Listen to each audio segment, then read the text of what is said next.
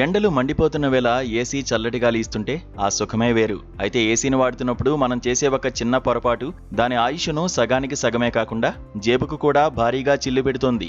చాలా మంది ఏసీని ఆపేటప్పుడు చేసే ఆ తప్పేమిటో, దానివల్ల జరిగే నష్టమేమిటో ఇప్పుడు చూద్దాం.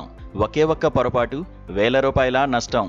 వేసవికాలంలో ఇళ్లు, కార్యాలయాల్లో ఏసీల వినియోగం విపరీతంగా పెరిగిపోతోంది.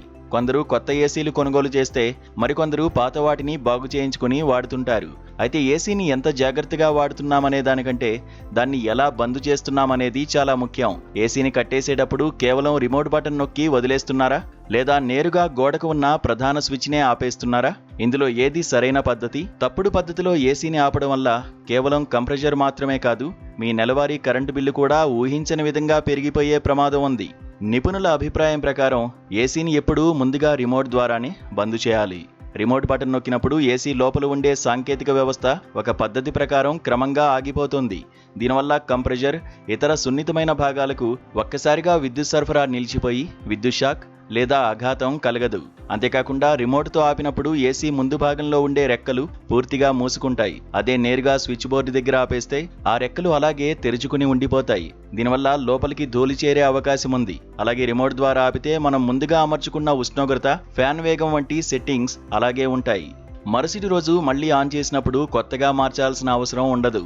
కరెంటు బిల్లుపై దీని ప్రభావం ఎంత? రిమోట్తో ఆపినప్పుడు ఏసీ పూర్తిగా బంద్ అవ్వకుండా స్టాండ్ బై మోడ్లోకి వెళ్తుంది.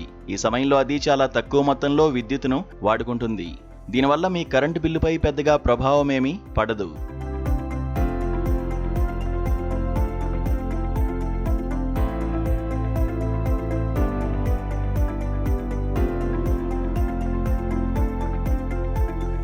అయితే పదే పదే నేరుగా మెయిన్ స్విచ్ ఆపేయడం వల్ల ఏసీ అంతర్గత సర్క్యూట్లపై ఒత్తిడి పడి భవిష్యత్తులో అది ఎక్కువ విద్యుత్తును గుంజే ప్రమాదం ఉంది. అలాగని మెయిన్ స్విచ్ను అస్సలు ముట్టకూడదని కాదు. కొన్ని ప్రత్యేక పరిస్థితుల్లో స్విచ్ ఆఫ్ చేయడం చాలా అవసరం. మీరు ఓళ్లకు వెళ్తున్నప్పుడు లేదా కొన్ని రోజుల పాటు ఏసీని అస్సలు వాడనప్పుడు మెయిన్ స్విచ్ ఆపేయడం మంచిది. రోజువారీ వాడకంలో ఏసీని ఆపడానికి ఎల్లప్పుడూ మొదట రిమోట్ను మాత్రమే ఉపయోగించండి. ఏసీ పూర్తిగా ఆగిపోయిన తర్వాతే అవసరమైతే మెయిన్ స్విచ్ కట్టేయండి. మీ చిన్న అలవాటు ఏసీ కంప్రెషర్ జీవితకాలాన్ని పెంచడమే కాకుండా అనవసరమైన రిపేర్ ఖర్చుల నుండి మిమ్మల్ని కాపాడుతుంది.